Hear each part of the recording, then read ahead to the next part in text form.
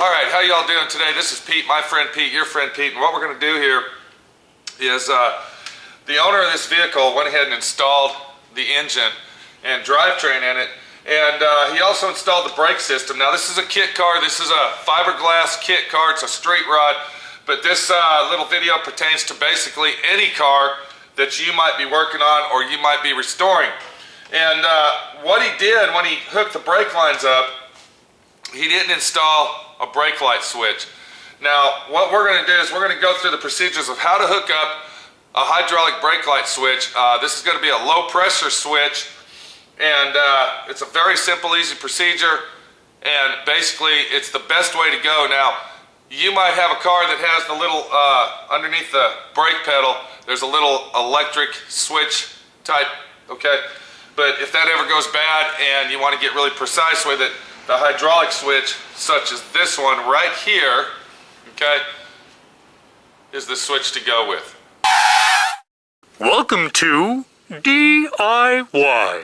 Automotive School with my friend Pete and Minnie, the body shop girl. It's everything you need to know about cars and more.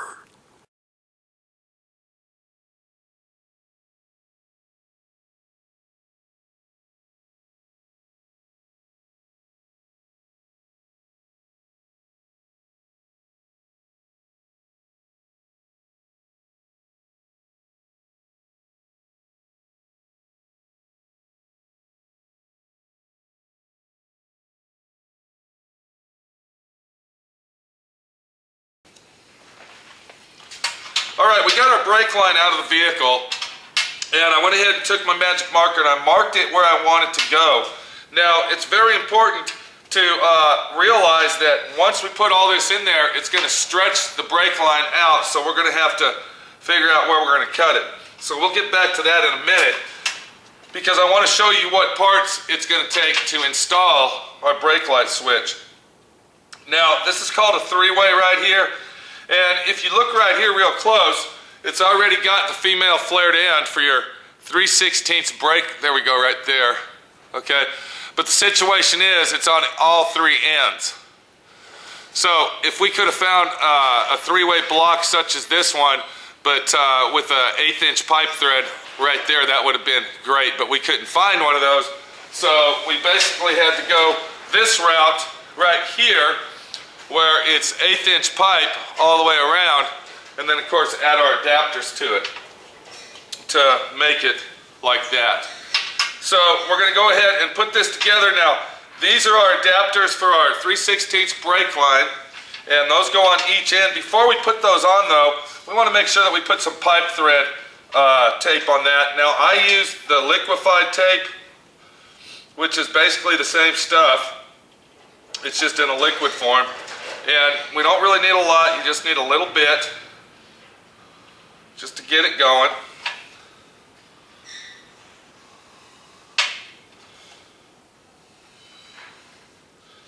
Go ahead and get a little bit over here.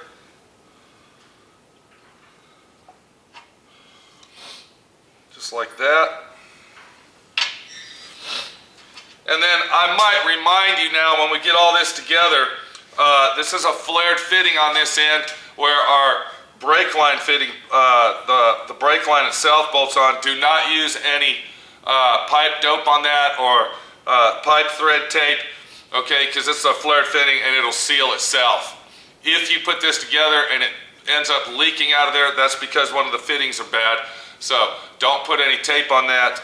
That's a flared fitting. We'll go ahead and set these to the side.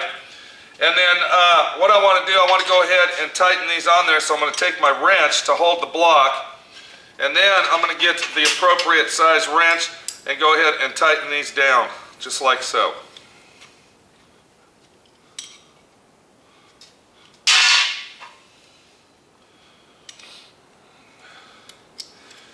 And a brass pipe fitting is basically designed where the more you tighten it down, it's actually made where it starts little at the bottom and then it flares itself up. So the more you tighten it down, the more that it will seal. But you don't want to over tighten them.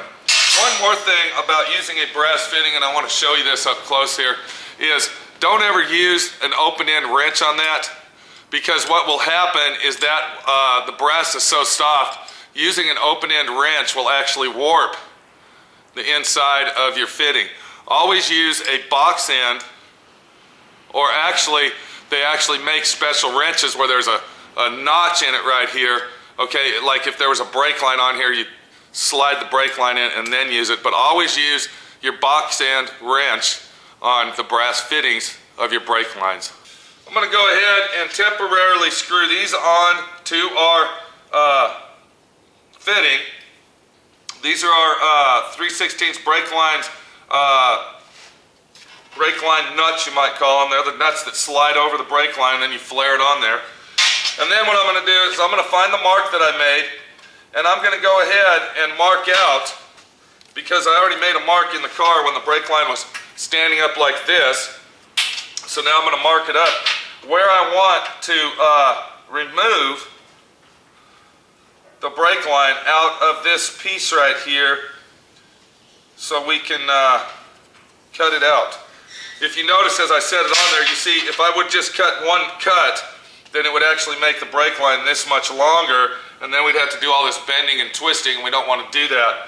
So what I'm doing is I'm basically marking it out where I want my fitting to be, and then I'll take my cutting tool, or my pipe cutting tool right here, and cut that out.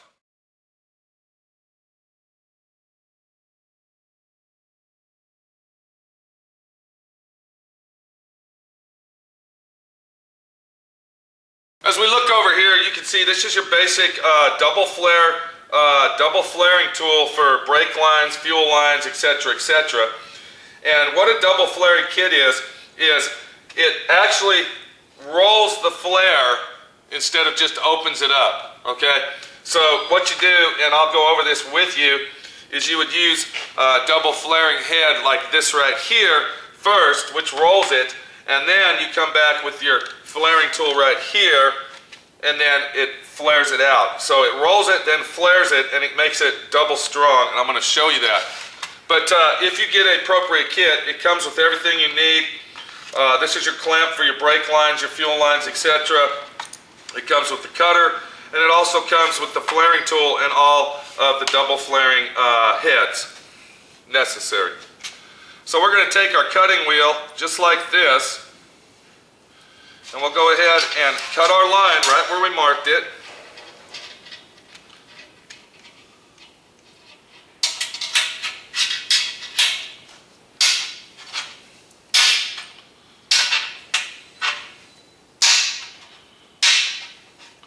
And as you're using the cutting wheel, when you turn it one time like this, you want to give it a little bit of a tighten up, turn it again, just give it a little bit of a snug and it'll come right off.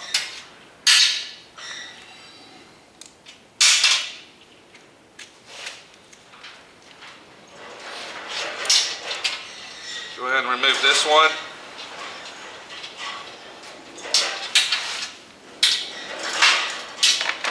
Doing the same thing, the way that I'm turning, I'm actually giving it a little twist, and I'm not giving it a lot, I'm just giving it a little bit. As I'm turning the tool, I'm twisting the knob lightly, just like that. Now normally on the end of your pipe cutter, you might call this, there's usually a tool on the end, and what it does, it comes to a point.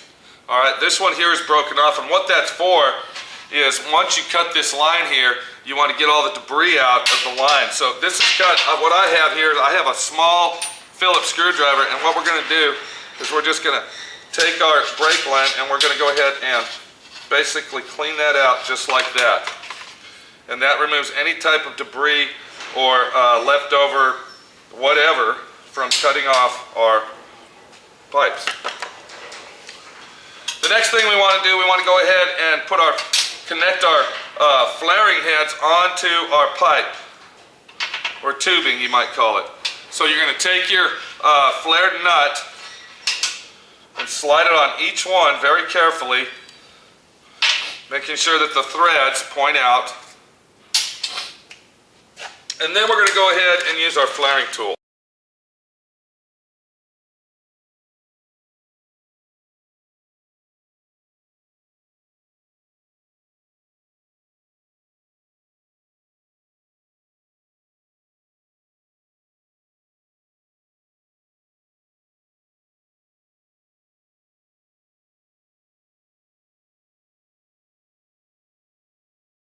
Thanks for watching D.I.Y. Automotive School. Classes don't stop till you know everything.